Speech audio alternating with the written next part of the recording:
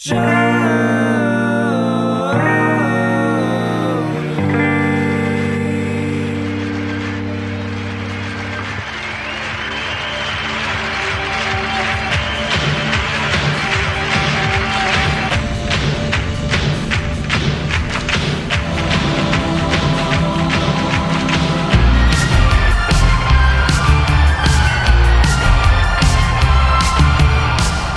hello, everybody. Welcome to another installment of Show to V with Mike G, the show of life, the show of figure skating, the show of hockey, Vermont, La La Land, and so much more.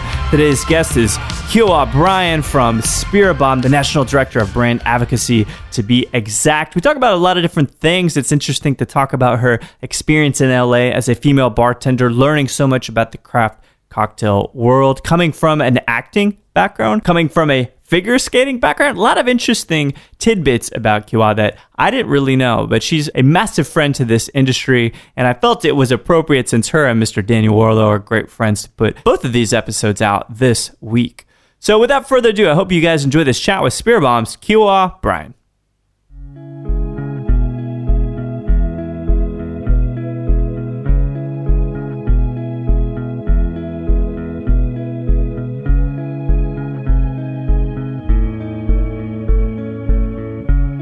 I grew up in Vermont. Vermont, okay. And then I moved to Jersey when I was 18 and fell into the restaurant business. In what capacity was like that first foray into hospitality? Actually, it was in Vermont still. I grew up by a ski resort, J Peak. Oh, no resort. kidding. I love ski resorts. Best hot chocolate ever. Yes. Because you work for it. Absolutely. Yeah, and I really worked for it because I worked in the ski resort as a bus girl at the age of 16. So that was my first gander into the hospitality world, and I really only did that so that I could get a free ski pass. So that was part of the deal. Every weekend, did you go skiing by yourself? It was like a family affair. It was me. I was the only skier in the family. My sister took up snowboarding at one point, but we actually both grew up as competitive figure skaters. So really, that was the majority of my time. And then when I got a little older and, grew boobs and a butt and couldn't really it's hard to spin around. I would imagine. I mean, I don't know. I have my boobs aren't that big, but it seems like it'd be really difficult to do those. Yeah, things got a little bit more complicated then, and I started skiing a little bit more and skating a little bit less, and then wanted to get the heck out of Vermont. There was nothing there, and I'd lived there for 18 years. How is it socially? I mean, I'm sure terrible. There's nothing there. Nothing. It's terrible. I mean, until I had my license. I got my license the day I turned 16, the earliest possible moment. Yeah. And before then, my closest friend lived 3 miles away, and like my school was 8 miles away, and my mom didn't drive, so I just, as a child, was like, I am getting out of here the second I turn 18. Immediately when I can. Yeah. Were you thinking of doing the college thing, or was it more just like, get the hell out of here and then I'll figure it out? No, I actually didn't go to college. I got a job teaching figure skating in New Jersey. Boobs and all? Teaching. Okay. Because it's hard to demonstrate, I imagine. Oh, right? No. I mean, I'm not demonstrating. I wasn't demonstrating like triple sow cows for small children. I was teaching them more of the basics. So I got a job doing that at the same mountain that the same rink that the New Jersey Devils trained at. No kidding. So that was fun for me as a 18-year-old girl watching the Devils train.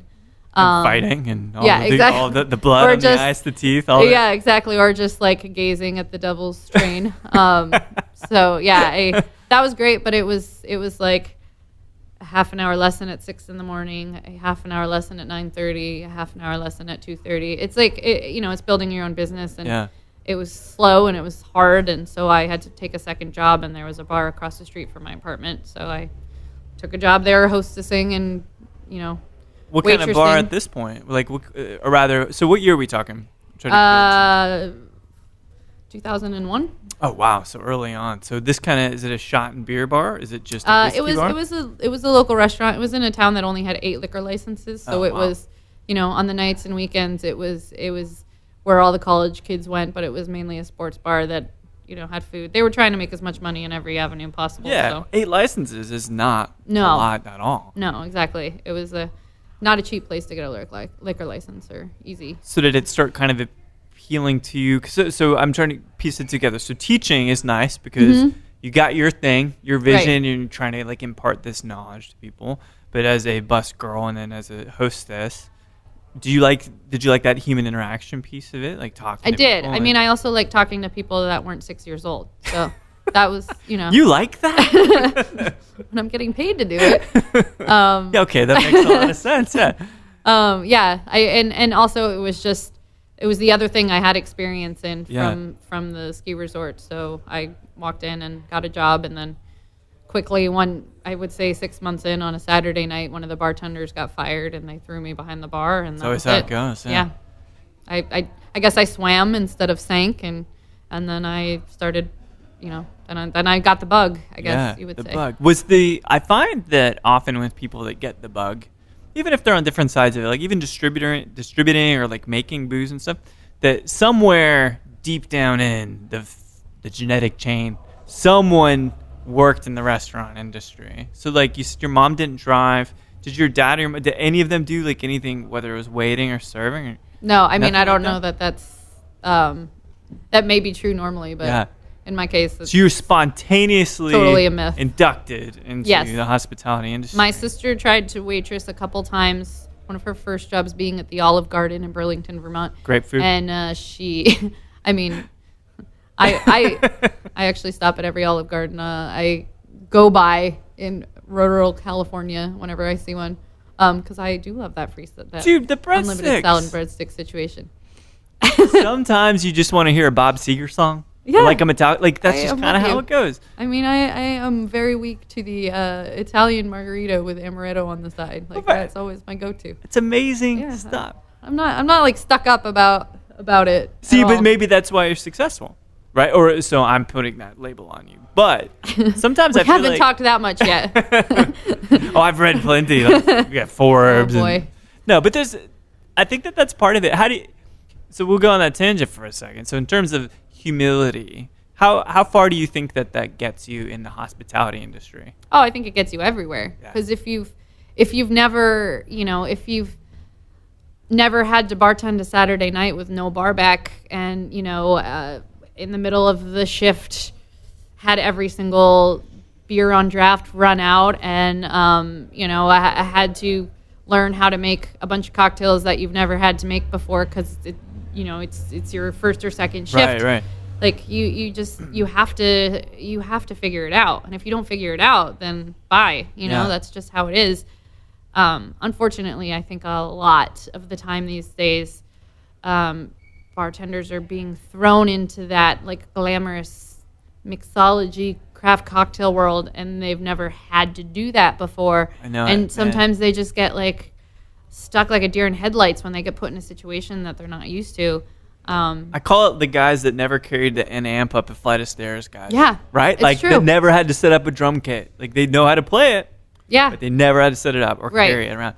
Right. It's interesting for me to see because it's just not in my blood. Like I've washed dishes, and like I said, I started hostessing at that restaurant and washed dishes, and when we were down a bartender, I bar backed, and I definitely my back after 15 years of bartending and bar backing, like my back's not in such great shape as it was when I was 18, but like I earned it, I guess. Yeah. It feels good to earn it, though. Yeah, it does. You could put me in any situation. I did do an event for 300 people as a brand ambassador about 4 years ago, and I ordered from the catering company, which that should have been a red flag to me to begin with. Everything I needed, and I showed up for this event that I was supposed to serve the signature cocktail, and they had Finest Call sour mix, and they're like, "This is your lemon juice." Oh, come on! But I went in the kitchen and stole a case of lemons from the kitchen, and and I didn't even bring bar tools because they had hired a bar staff for me, which also was another mistake on my part. But I stole a knife, or borrowed a knife from a cook in the kitchen. I cut all the lemons in half. I juiced them by hand, and strained them and made, with no kitchen, no setup whatsoever, I made 300 aviation cocktails for so many ingredients in an aviation for the landing of the Endeavor, the announcing of the Endeavor in California. Incredible. Like, It was not a small event, but like You couldn't do it any other way, though, right? So, right. it didn't even occur to you, did it? You can't hesitate. You just have to make it work. Just make the choice like that. Says Tim Gunn says, I guess. Fucking Tim, make it work. Make it work. Please. You have no other option. I love Tim Gunn. Yeah, I want to hang out with Tim Gunn. Have you ever hung out with Tim Gunn? No, I do have a lot of celebrity stories, but that's not one of them. I would like to. So we have to think about if we can ever run into him or Ted Allen. I like Ted Allen a lot too. Yeah, that would be a good one. That would be good. Absolutely. Good to drink some whiskey with those guys, I think. I think so too. So when we talk about, I feel like Tim Gunn doesn't drink whiskey though. I don't think so. Maybe French 77s or champagne or something. He definitely drinks champagne cocktails. He says ebullient all the time. It's bound to be something sparkling that he drinks, right? So what was the first moment when you are doing this bartending thing, you're getting your ass handed to you, or at least I can imagine that you are at this kind of neighborhood spot. What was the first moment where it became something a little more, how about artistic? Something that wasn't just transactional, something that could be a creative outlet for you? Honestly, I don't know if I caught that, if I understood fully and caught that part of the bug until I moved to LA. Yeah. But I will tell you the first time that I ever made a Negroni was in that bar, and it was an older Italian gentleman, as you can imagine, in the suburbs of New Jersey, asking me for a Negroni and pointing out the ingredients. And, you know, I'd been there for 3 years, and I'd never even tried to undo the bottle. The Campari bottle was still dusty and never opened. At least you guys had one. Yeah, I never knew what it was. I, for some reason, never tried it. And, you know, I was 21 years old probably, and then the vermouth. I guess I had used vermouth, but we didn't keep it chilled. Right. It was sitting on the shelf. I had used it in the Manhattans that I shook regularly, and he pointed out, just told me to put some of each in a glass and give it a stir, and put an orange slice in there, and I tasted Campari and thought it was the most disgusting thing I'd ever tasted. As it is at the first taste, always like that. Meanwhile, I drink it by the bucket now. See? Well, there you go. I mean, that was my first kind of thought that, oh, there might be a different way of making cocktails. There might be different styles. And I guess every single cocktail I make doesn't have to have 4 ounces of sour juice sour from the gun in it. But it just takes one of those moments, right? Yeah. It's there is a it wasn't world I want to go do that now. It was I guess there might be different avenues in this culture than I thought. Inception. Exactly. Yeah. That's exactly what it was for me. And then because you never realize, it's like you talk about Daniel, right? So it's I don't know how I met him, but he knows you, and so you never know when someone that you meet or a piece of information comes back. Right. You're like, oh shit, I remember someone said this thing that one time. I love that part. Absolutely. Which means then if you're not paying attention, you're screwed. So always pay attention. Well, and I'm glad that I had that aha moment years later when I was I remember the first time that I ever made a Negroni. That's a crazy cool memory of me right at this day in the game. But back then I was just what is this? What is this? Why is this old guy drinking this? This is disgusting. No wonder it's been sitting on the shelf for 3 years. It's unpalatable. But things change. Our tastes change. And so I'm wondering, what was the impetus for you to head to LA? I get New Jersey makes some sense. You're kind of expanding out of the small town, kind of independent, kind of maybe insular lifestyle. Something bigger, seeing the Devils play or practice at least. I mean, weather was the biggest thing. Initially, when I'd moved to New Jersey, the place I lived in New Jersey was about 9 miles from Manhattan and about not bad then. 3 miles from Giant Stadium. It was the one town over. And did you go into town often? I did. I went into town at 4 days a week. Oh, cool. I did the whole acting thing, and really. I mean, that's. Were you wanting to do stage? Were you wanting to do film? I did some theater, a lot of theater in Vermont as well, when I was up there, and then so it was a natural progression to do theater in New York. Yeah. But it didn't really work out with the hours of bartending at night when I made the most money and doing a play for free off Broadway. Yeah, it creates a conflict, right? Yeah, it's this is the thing I love to do and this thing that I like to do that really makes some money. But actually, I'm curious, when you talk about acting itself, who do you find kind of influential to you, whether it's modern or classic actresses? I mean, I guess I'm just going to say the Blasé thing just because it's on my brain right now, but the Meryl Streep, of course. But Meryl Streep's She's good. I mean, and it's just so current and recent in my mind right now. But I would say when I moved to LA, I love the theater and I love stage. And when I moved to LA, I kind of I lost the affinity for it because it's a totally different. The feels values different are there, different. right? Yeah, the values are different. I think I lasted like 3 months in LA auditioning, and I was like, this isn't for me anymore. Yeah. If somebody wants to invite me to do a play, then by all means, I love doing plays. But this audition thing is so subjective in LA. It feels wasn't like that really, in New York really as much, gross. so. Did you see La La Land by chance? Yeah, it's maybe my favorite movie of all time. It is astonishing, heartbreaking. It's so I almost we can't like my wife. I can't listen to the soundtrack still because I'm still sad. Yeah, I made my boyfriend listen to it 3 times in a row when we were driving from Napa back to LA for Christmas. So. It's too, but is it feels that like he knows it now? He hasn't seen it yet. Oh man, yeah, I can't. I want to go see it again, but it's still really, really like a recent. Yeah, well, I don't know if you noticed, but the whole opening sequence was done in one take. There was no break in. It was one take. Holy shit, you're right. It was one take. Yeah. I was like, man, the camera's sure moving around a lot. That's what I was thinking. Yeah, it was all done. I mean, I don't know how many times it took to do that one take, still. but like it was. There's no break in film. It's amazing. I can't believe that. Yeah, once in a while, some movie or whatnot will come out, and I'll be like, oh, I kind of miss acting, but that did that to me for like 45 minutes, but.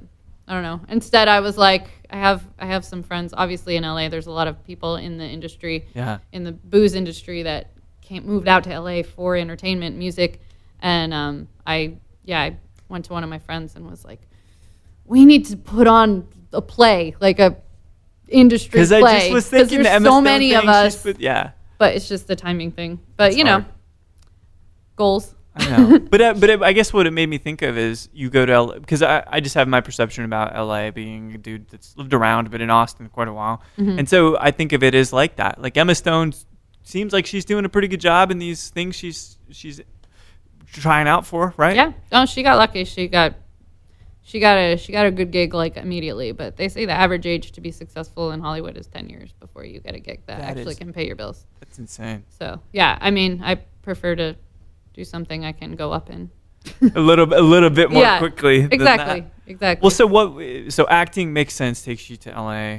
Yeah, I mean, it was also when I had initially decided to move from Vermont, I had sent my figure skating resumes to both Los Angeles and New York suburbs, and the New York suburb bit. So that's why I moved to New Jersey. So I still always wanted to try the other coast, and I don't know. It seemed like a natural progression, and we had a few really bad snowstorms in Jersey the year before that, and I was like, I'm just gonna after this summer, I'm just gonna go. Yeah, so I just it's time. Packed up and went. How old were you when you went to LA?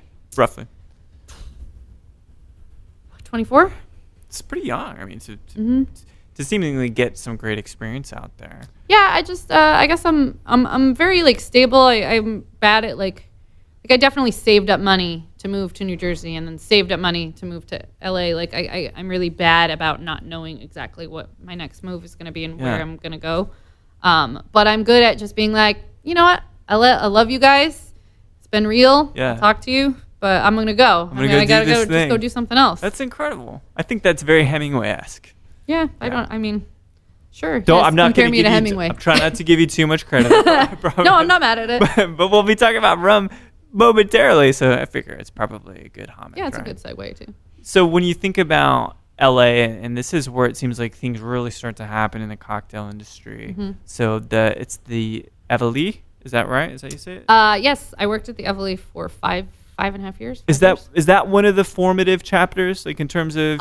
Yeah, I would say. I mean, I got to LA and I did work. I worked at the Four Seasons at Wolfgang Puck's Fancy Steakhouse for 3.5 years, and then I still, the chef was doing the program there, and he's a great chef. But we were all just like, you're a chef. We're not gonna use jiggers. What is this jigger thing? I am a bartender. You're a chef. You can't tell me to use this thing to measure my cocktails. East versus West. It was, I guess we didn't. I didn't get it. So. After that, I opened Soho House, and then that's where I really caught the bug. It took me a while. I was a little bit, I don't know, there was a little tension with me to listen to the rules and do everything the right way. And yeah, exactly. Pick up that jigger and use that tool. And study note cards with recipes. But like once I caught the bug, I was like, oh, okay, I get this now. This is awesome. It's actually a career, and there's a reason that there's this ratio of this sweetener to this sour and it to this spirit, and it can work in. It's a pattern. It can work in any recipe, and Does that piece kind of appeal to you, the way you learn, like thinking about things mathematically and structurally, or are you more of a loose kind of feely kind of person?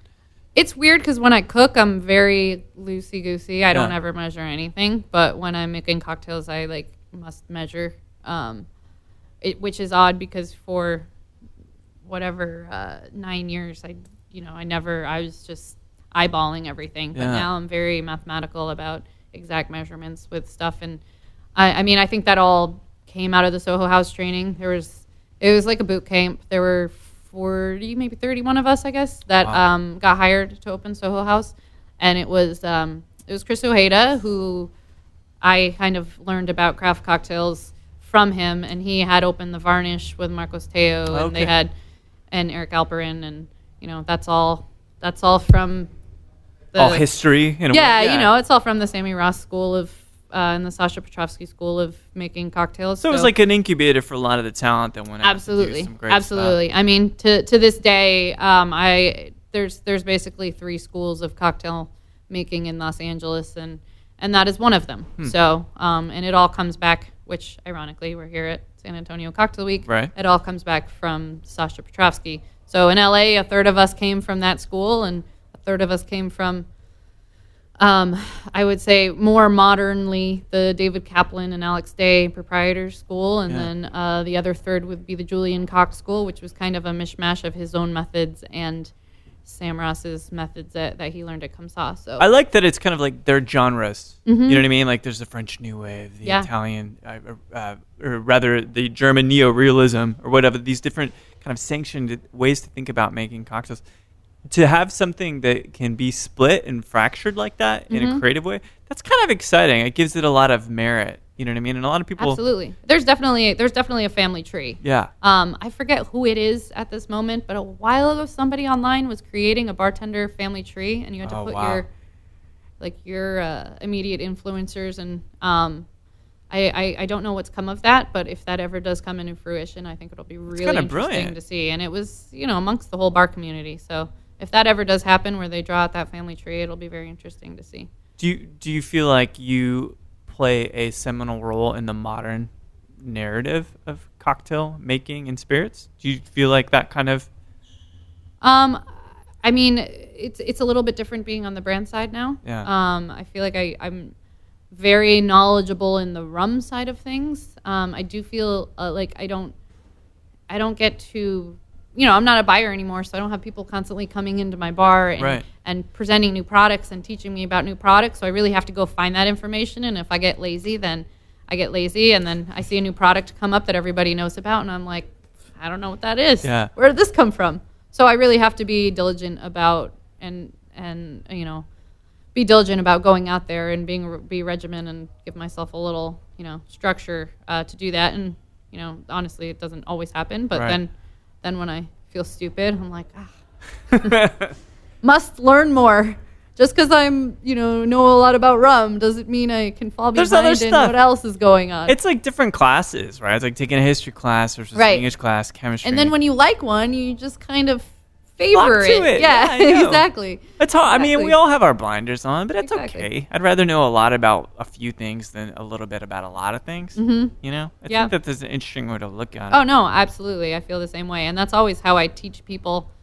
Whenever I'm doing a staff training, I always give them this is the reason I have this job is because when I was learning about cocktails, I just favored rum, and I fell into rum, and I urge you to find whichever spirit that you like the most and to learn as much as you can about that spirit. And maybe after you learn as much as you can about that spirit, it'll blossom into something else and you move on to the next one.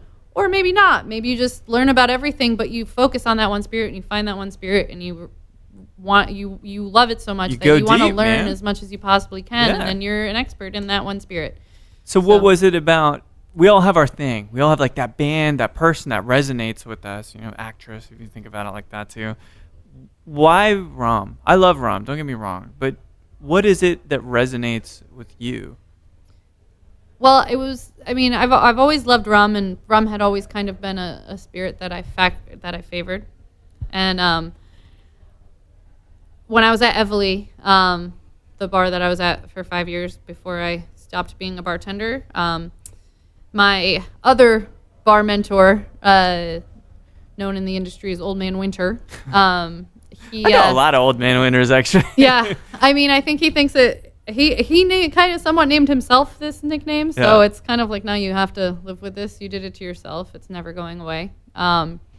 But he would be my other mentor in this grand scenario of things. I worked with him for 5 years, and he probably is the best tastemaker and has the most crazy finesse palate I've ever met on anyone. But one day I was sitting at the bar, and we had a back bar at Evely, and it's Los Angeles, so like a back bar outside in June. It was probably 90 degrees, and he made me a tea punch, which is the cocktail that people drink in the Caribbean or in Martinique, and he made it way differently than is traditional in Martinique. He put it on crushed ice, and it's basically a high proof unaged rum agricole with a little bit of lime and a little bit of sugar syrup, and then swizzled on crushed ice. And I just had that aha moment. I was like, this is the best cocktail I've ever had. It's so easy. Why have I not been drinking, rum agricole before right now? Like, I did a little bit, but I drank it mainly aged. And it was like, when I had that tea punch, the light just went off. And I was like, this is my favorite spirit. This is really all I want to learn about and drink about. And I just started reading up on Martinique and reading up on rum agricole. And do you feel like we talk about agricole for a second, I feel like agricole is the unplugged version of a loud band.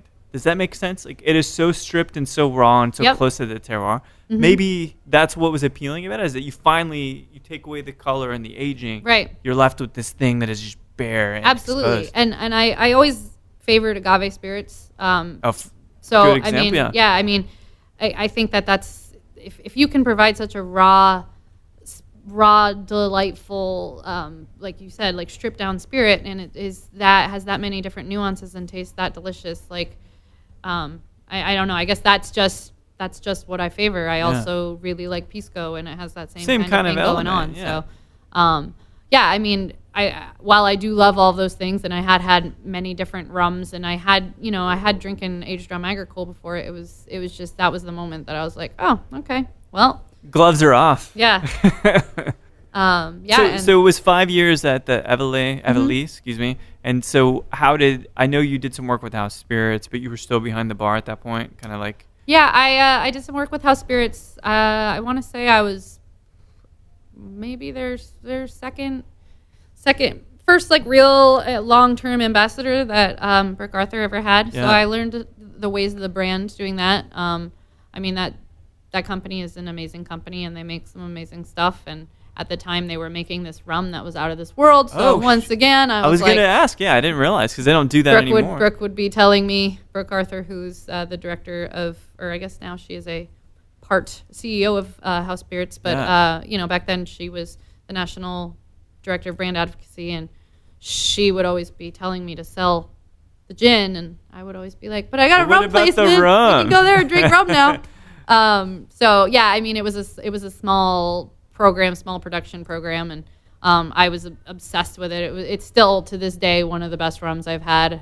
But you can't really find it. Yeah, I haven't seen it, even being down at the distillery. It's been like 4 years. I think they have it behind glass in the distillery. I see. But yeah, so I did that for, I think, 2 years. I did that, and I mean, Brooke and I have a very good relationship. She's a dear friend of mine, and she knew the whole time that I was obsessed with rum. And your eyes are on the rum prize. Yeah, and it was specifically a rum agricole prize, and I was the buyer at this restaurant and on Sunset Strip, and there were 11 marks of rum agricole. Like, that doesn't make any sense at all. Yeah. So eventually Ben Jones, who's the director of North America and also the great-grandnephew of Omer Clement. He came to town and did a big, massive rum class with Andy Seymour, and I introduced myself, and he'd already heard about me because at the time my profile on Facebook said I was the agricole slut at the Evely. And and I also, like, he also saw from numbers that I was ordering all of this rum on a bar on Sunset Strip. So, he bought me a few daiquiris, and I told him I wanted a job, and whenever he had a budget and was ready to hire a brand ambassador, just come find me. And I basically poked and prodded at him for a couple of years until he started giving me, like, per event jobs in Los Angeles. But this whole time I was telling Brooke, I was like, I love you, but as soon as this job opens up, I'm jumping ship. Done deal, yeah. So it wasn't really much of a surprise when I. So was that even a difficult transition then for you to say, well, I'm gonna step away from behind the bar and go and start? Oh, it was, and I did part time with Spiribam for a year. When I say part time, it was more like. It was the most hectic year of my life because I was still the buyer at Evely doing the liquor orders. Sometimes I would be texting the bartenders from like a rum convention being like, can you send me pictures of the liquor room right now so I can figure out what we need to order for this week? It was tough. I mean, I was traveling like 2 weeks a month and also running a bar. And do you like that though? Do you like being that busy? I do. I preface that I do like being that busy, but then I went and got a boyfriend and a dog in there, and then it was hard. Like, I need to figure something out. Something's got to give. Balance is a weird thing. Balance is an adult thing. Yeah. Because you're like, oh, wait, I've got real investments now emotionally. I got to kind of take care of those too. When I didn't, at the beginning of that time, I didn't, and so it was all good. And then at one point, like, I would say like mid-year into 6 months into doing that, I got the boyfriend, and my dog was, I was co-owning a dog with my friend, and we moved separately. So then I needed to have somebody watch the dog when I was out of town, and also like needed my boyfriend to still like me. So I did that for. It's a good thing to have in a relationship, to like each other. Yeah, exactly. I think it's a good. It's up there on the list of important things. I mean, tolerating each other's good too, but liking's even better. So when were you? I mean, this probably is such an obvious question, but you were really excited when Spiribam finally put the offer. Absolutely. Oh, I was on so many levels. I mean, I was just waiting for that the whole year, and it was just a matter of, as with any very small brand, I was their first brand ambassador, and they needed to test the program out and see if they could find the budget to give me a full-time job, and see if the program worked out in the first year. So, I mean, it was a relief on so many levels. But that doesn't mean I don't miss being behind the bar. I think it'll always be back there. You'll always be looking at it, Yeah, I mean, I'm lucky, I'm allowed to get a little bit of that crack that I need. Yeah. I mean, I do miss it a bit, but it's when you're working for your favorite thing in the world. It's not so bad. It's not so bad at all. No. Well, so because I've talked to Ani before, a coworker of yours. You guys have amazing SKUs. You guys call them marks, call them SKUs, whatever. So you got Rum Jam, you've got Command, and then there's Damaso. I can never say it right because I don't know why. Nobody can. Good. Whew. It makes me feel better. But there is a new addition, not only to Texas, from my understanding, but to the portfolio of St. Lucia at the Chairman's Reserve. Absolutely. Which you just got back. I did. I yesterday just got back or something, from, right? I got back from what day are we on? Thursday. We're I got Thursday, back from St. Lucia on Tuesday. We as a company, our company, the company that owns our company globally, they acquired St. Lucia Distillers. So we're starting with the release of Chairman's Reserve, but we actually have ownership over the entire production of St. Lucian rum now because it's the only distillery in St. Lucia. So everything that comes out of St. Lucia from now on will have to go through us first. That's amazing. So it's pretty cool. It's close to my heart specifically because basically during the sugar crisis in the 1800s, a lot of islands either stopped making sugar or in the case of Martinique, they started making agricole with all the sugar they had. But St. Lucia decided not to produce sugar anymore, so there's actually no sugar on the island. And no kidding. Yeah, it's kind of crazy. You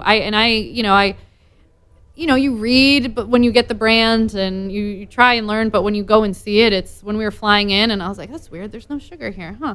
But they're buying all their sugar from Guyana, and it's all Demerara molasses. So they're still processing it and fermenting it, but they're just buying it from another it's place. like coming over from Guyana in tanker Interesting. trucks, and they're getting all the molasses that way. And I don't know about you, but like Guyanese molasses, Guyanese rum is like my favorite molasses rum. So, yeah, absolutely. The combination of that and the fact that they have 5 acres of sugarcane at the distillery that they're making pot distilled agricole with, which in Martinique we can't make pot distilled agricole because the AOC dictates that we use column still. Column stills. Really, I didn't know that. That was like a really cool thing for me. Like, as you can probably tell, I'm obsessed with rum agricole. Sure. So, picking up a molasses rum, while very exciting, this specific molasses rum has so much to do, so many congruences with agricole and like with Demerara molasses. It's very fun, and the rum is very tasty. Give me a couple of the notes. I know, God, I hate going through tasting notes, but I'm gonna try it finally for the first time on Saturday. It's on the calendar to try that fucking rum, awesome. Which is incredible because Mr. John Garrett from Victory, who's brought it here, he keeps talking about it. I'm like, all right, John, I trust you. Talk about a dream of a distributor to work with. Oh, he's the best. We share the same best guys in the biz. But if I was looking to understand what was different about it, what would you say is different from? You talk about pot distilled agricole, but this is molasses based, right? So. Yeah, I mean. Well, the chairman specifically is a combination of pot distilled and column distilled rum. Okay. So it is. I mean, you get that like brown sugar sweetness of Demerara rum, but I think because of the pot still rum that's in there, and this only comes off as a good quality to nerds that probably would the nerds that would probably listen to this, is it has that like funky Band-Aid quality that like you don't find in any other rums. It's like such a St. Lucia distillers specific thing. Interesting. And you know, it almost lends itself a little bit to that Jamaican funk. Yeah. But it has a more like Band-Aidy taste to it. Well, it's cool because delicious. Because you have this. At least if I'm composing in my head, you got this like deep creaminess and the caramelness, which is very soft and supple, and what you really come to love about each rums. But at the same time, the funk and kind of the light, the electric. Flavor, right? Where Absolutely. You've got both. So it's like, I can't wait to taste something that gives me both of those things. Yeah, I couldn't ask for a better addition if for a molasses rum to come and join our family. Like, it's the perfect addition, and I couldn't be happier. I mean, Jamaican rum is also a large weakness of mine. So it's almost like a little bit of Jamaican, a little bit of Demerara, a little bit of agricole. There's not agricole specifically in the Chairman's Reserve. That's something that they used for the 1931 which we have a lot of stuff coming up because we are the only distillery on the island. So I don't know if I'm supposed to talk about this, but whatever. Sorry, Ben Jones. This spring we're going to be releasing to the United States Bounty, which is the rum of St. Lucia. It's in every bar. It's the Appletons of Jamaica. Amazing. So it's never been in the United States before. It's totally different than any rum that anybody has, because it's literally called the Spirit of St. Lucia is their tagline. So it'll be really cool to have that in the United States for the first time. And it's also, like a very reasonable, like $10 price. So amazing. I can't wait to try that either. Yeah, there's a lot of things happening this year. A lot of funk. A lot of noise. A lot of funk, bringing a lot of in noise, the funk, a lot of bringing in things. the noise. I'm going to be really busy. But you're in town specifically to be busy for the San Antonio Cocktail Conference. You've got a seminar about, I'm not going to assume, but it's about rum, isn't it? I know, it's a weird assumption I would have. Yes, I'm doing the rum slut. I'm sorry, but it's... probably shouldn't have let that one back out of the bag. Yes, on Saturday I have a seminar on breaking down the category of rum as a whole. Yeah. And just because it is a category that there's not a lot of organization or understanding, unlike whiskey, which whiskey is, everybody in America loves whiskey and understands it and knows the difference between a bourbon and a rye and a Scotch and an Irish whiskey, but nobody really understands the difference between rums, yet rum is what our country was founded on. So we're still so behind on that. We are really behind on rum. So hopefully the way it looks with the way numbers are trending with premium rum, it looks like it's it looks like it's starting to spike up. So hopefully people will be more interested in learning, and we're hoping to provide a tool at the base level that everyone can understand, consumers and bartenders alike, and just breaking it down a little bit into what we do, what we would like to, get across to the general consumer in 2 bars is to break it down into English, Spanish, and French. Yeah. Those were the 3, along with the Dutch countries that settled the Caribbean and settled those islands and developed their own styles of rum. So, it's romantic and it's historical, and it's romantic except for the genocide and the slave trade about it. But well, we don't have to talk about that. No, but the history of it. Everybody knows history. It's very rich and it's very historical, and it's got things that happened. I mean, it comes from a place. And people can relate to it. Everybody read some history. Everybody knows when Columbus sailed the ocean blue. That's true. 1492. Exactly. Of you course. go to school. I did. I went to school like once or twice, perhaps. Yeah. Well, so I've got 2 more questions for you. Yeah. One of which is, you seem like on the academic side also of rum. So whether that is writing about it, whether that is teaching and preaching the gospels of it, do you see that extending into something bigger, like a book, maybe? I've thought about that. If there was time in my life. You got to ditch the dog or something, I guess. No, actually, I think it would be the opposite. I think it would be to ditch working or traveling for a couple of months and just hang out with the dog for inspiration. I like it. Yeah, I mean, not to go and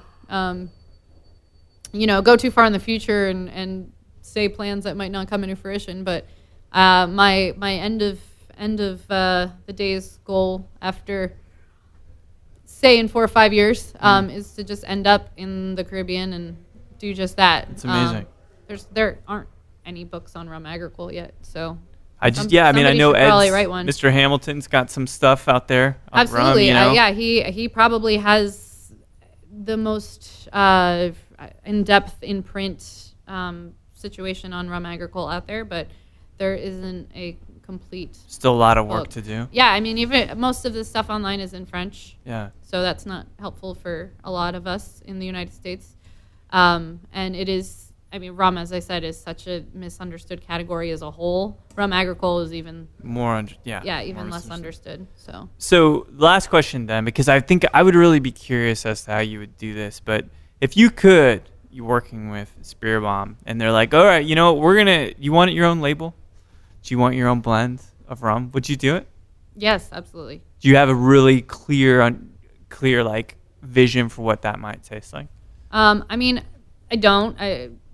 I don't really know much about rum blending. I've not ever blended a rum, but there's, I mean, this pot stilled agricole situation is something I gotta taste that. That's so crazy. I was very, very impressed and very delighted, and I mean, it would definitely have a high percentage of that in there. Yeah. And then some sort of probably buttery Demerara pot distilled situation in there. I mean, either way, it makes me. I mean, we're about at happy hour, and I'm like, I really gotta try some of this. I mean, it's like I'm hungry for it. I don't know how to describe it beyond that. Yeah, absolutely. No, it's one of those things. It's unctuous. The struggle is real. The struggle is fucking real. You're right. That is it. That is precisely it. Well, so it's been brilliant chatting with you, and you think you're gonna have to return to acting, or is that far on the horizon? I don't think behind so. you? I don't think so. I maybe in the world of perfect worlds, sometime next year, you'll see myself and my cohort, Luke Ford, who works for Woodford Reserve, trying to put together a play with a bunch of bartenders. But besides that, it may be like Herding Cats, but I'd be excited to see what happens. Yeah, I mean, as long as we got the main characters kind of knowing what they were doing, everyone else could kind of follow along, maybe. And then you're going to have to break up with your boyfriend and be a famous movie star long term. I don't know about that. I don't think I could possibly do more traveling than I am now and have him put up with it. So that would probably be easier. Everything's in Los Angeles. That's a good point. Well, it's the La La Land syndrome, perhaps. It is. So it's been really good. I appreciate you carving some time out to chat with me. Oh, of course. It's been really fun. It's been great that Anya had made the introduction. So let's sip some rum on Saturday. Chairman's Reserve. I'm really excited to try it. So I'll make her make me a drink because she'll be behind the bar and I won't be. So absolutely. Thanks so much. Thank you. Well, there we have it. Kiowa Bryan of Spiribam, a fine collection of rums, lots of agricole, and the Chairman's Reserve was just introduced to Texas, and I finally had a chance to sip on that bad boy, and it is absolutely stunning. It's a great rum, and I think rum is an emerging market, an emerging taste. People will start drinking fine rums more and more often, I hope. Following in the footsteps of mezcal, perhaps. But it's great getting to talk to her. She's a veteran of this industry. You know, she's a writer, she's a comedian, she's an actor, and it's really going to be interesting to see where her career heads here in the next 10 years. So thanks, everybody, for listening to Show to V with Mike G. No matter what kind of wood you like in your whiskey, or what kind of Yamaha guitar you might think about buying from the 80s, maybe even a keyboard, please keep dancing.